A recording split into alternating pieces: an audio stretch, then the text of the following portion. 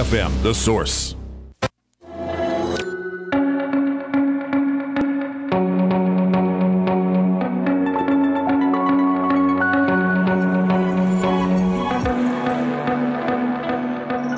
All right, 20 minutes after 9 o'clock. Thank you for tuning in this Monday morning. It's been 2 or 3 weeks since we had that hurricane that hit the Panhandle, and the day after the hurricane did all that damage up in the Panhandle, Hurricane Michael, we had some groups of people coming to us asking us if we could help announce that they were gathering supplies for those people who were left homeless or left in bad shape because of the hurricane, and a lot of people stepped up to the plate. And P.S., they still need help up there. But what I'm trying to get at is, because of our next guest, one of the things that they were asking for was toothbrushes and toothpaste. And you and I, Robin, we did our little 2 cents worth, and we went and got stuff. And I was looking at the information for our next guest, and it occurred to me that you don't think of a toothbrush as being a life-saving tool, right? No. But you could actually die if you don't take care of your teeth. There's something going on with like if the microbes or whatever, the bacteria, right? Yep. Could actually kill you. Dr. Stephen Freeman will have the details, and probably cringing on my awkward way of talking about that. He is a dentist. He's the founder and president of Warrior Smiles, a not-for-profit charity that provides dental implants to veterans for free. Oh, how awesome is that? He's the owner of Elite Smiles, a dental office located in St. Augustine. Nice. He's a coach, a teacher, and a best-selling author. Why Your Teeth Might Be Killing You is the title of his book. I just found it on Amazon. If you're looking at the streaming video, there's the cover of the book, because Dr. Freeman is not in the studio. Good morning, Doctor. How are you? Good morning. I'm wonderful. It's such a cheery introduction. Oh, I know. Yeah, but on a wonderful Monday morning here. Yeah, I know, but I thought about it. I mean, I never thought that simply good dental hygiene is a life-saving habit. It's really kind of interesting, because I think I go back to kind of the founding of medicine as a whole, namely in this country, where you kind of start to see a split where dentists were the first medical specialists, and they kind of got off on their own away from medicine from very early on. And so when you start to look back at it, there's a clear connection between the health of your mouth and your overall health. And so it's just kind of something that's kind of gotten away from people when they start to think about their overall health can be greatly impacted by the health of their mouth. So, does the book tell us what we can do so that our habits are improved, so that we don't get sick from poor dental care? Absolutely. You had touched on the microbes. At the end of the day, this is all about bacteria, and the same bacteria that can cause problems elsewhere in your body live in your mouth. And so when it starts to get out of control, which is why you go in for your regular 6-month checkups, that you keep the bacteria down. But when you start, neglecting those appointments, the bacteria builds up, and that bacteria can get worse and worse and actually get down into your gums and then eventually get into your bloodstream and cause an issue. You say that we can also get kidney disease from poor dental health. You can, and it basically affects all of the systems of our body, from the heart, our liver. It really plays a pivotal role in being able to make sure that basically what starts to happen is when those microbes get out of control, it causes basically our immune system to get very upset and basically start to release some proteins out into the body that basically put our body on high alert all the time. And it causes a great stress on our body, and that's really where the problems start to begin. So let me ask you about the products that we are familiar with, and maybe you can expand from this. I always thought toothpaste in itself doesn't really kill germs, but mouthwash does. Can you talk about those two things that most of us are familiar with?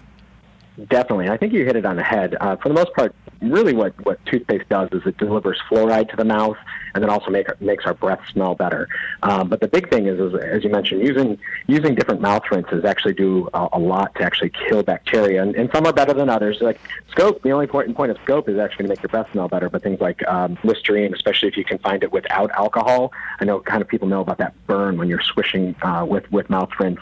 It's kind of unpleasant, but if you can use something without alcohol on it, and it can kill bacteria, then it goes a long way towards making it a little bit more pleasant and something that's going to be very therapeutic for your mouth. out. So can we trust the label? If the label says kills germs, but it's non-alcohol, well, obviously no alcohol, that would be a trustworthy label piece. But but if it says no alcohol, kills germs, can we trust the label? Absolutely, you can. They basically they can't put that on there without it being true. That's the good news. And the one that I kind of recommend is something called Listerine Total, and that one has basically everything you could possibly want in it to be able to help combat the bacteria in your mouth. Yeah, if someone has, relationship with somebody else, and then you're kissing a person that has bad teeth, the other person has good teeth, can that bacteria be transmitted? To a degree, it can. It's funny that you say that. It is typical that we will absolutely see that one person in the relationship, and it's really not really different between men and women. One person in the relationship typically has really good, healthy mouth, and the other one maybe not as great as the other person. So it's kind of interesting to always see that, and that you bring that up. But it can be transferred. It's something that's definitely transferred between mother and child more so than necessarily in say a romantic relationship. And if a person has dentures, do they still have to go to the dentist for their gums? We would highly recommend it, and one of the big reasons for that is that a lot of people, especially women, have a tendency to not take their dentures out. And again, that bacteria can get in there between the dentures and their gums and really start to cause some problems. So we would strongly recommend that. One of the few cancers that is actually still increasing in rate today is oral cancer. And so just because you don't have teeth, you certainly can still get cancer in the mouth. So we would definitely recommend you going in and seeing a dentist to get those regular checkups to make sure that nothing sinister is developing. Because a lot of the time that will develop underneath the tongue. That's kind of the most common spot to see it, or even the roof of your mouth.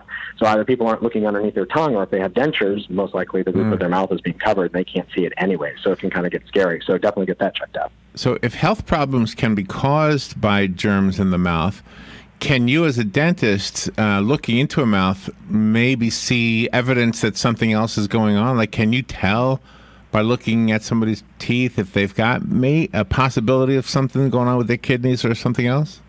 Absolutely. I think basically what you're kind of getting at is, can we even treat and or, see other possible conditions? The two big ones have to do with the fact that something called obstructive sleep apnea, which I think has been in the news quite a bit over the last couple of years. Basically, I can pretty much diagnose someone with sleep apnea just by looking in their mouth without even needing a bunch of tests. We still end up needing to have that to help with insurance and payment and things like that. But at the same time, I can pretty much look in someone's mouth and tell you if they have sleep apnea versus, a lot of medical doctors never really look in their mouth in order to be able to even figure out if someone might have sleep apnea or not. So it can really speed the process up in getting treatment. The other big one is diabetes. There's obviously a huge growing population of diabetics out there, and you really cannot control your blood glucose without being able to make sure that you have good, healthy gums. And so those are really the two big ones that your dentist can help you out with would be sleep apnea and diabetes. That's interesting. Are you in St. Augustine right now? I am. Okay. Yeah, it's kind of cloudy up here today. Yeah, here too. We're not that far away. We're only in Ocala. Okay. No, you're right. We're pretty close. Yeah. We're pretty close. All right. So tell me. So we get the book on Amazon. Do you have a website for the book? Absolutely. You can go to drstephenfreeman.com.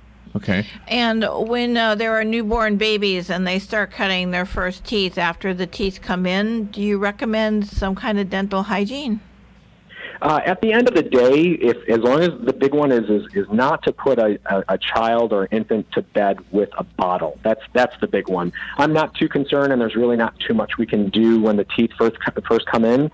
The big one that we're able to help out with a lot is that if a baby is got basically what's called tongue-tied or has what's called a long frenum that makes it difficult to latch on for nursing, then we can actually shorten that frenum to allow for nursing and latching on to occur, because that can be very painful for the mother, and we want to make sure that's as comfortable as possible, because I think we all know how important it is to breastfeed our children, and that's something that we can help out quite a bit with. Oh, you're wonderful. Thank you, Doctor. Thank you for great information. The book again is called Why Your Teeth Might Be Killing You. I found it on Amazon. Plus, Dr. Freeman has a website, drstephenfreeman.com. Thank you, Doctor. Thank you. You guys have a nice day. We'll be right back. Broadcasting from the Paddock Mall Studios, this is WOCA, Ocala. Fox News, I'm Chris Foster. President Trump campaigns today for 3 Republican Senate candidates running against Democrat incumbents in Ohio, Indiana. At major medical universities and very positive results. No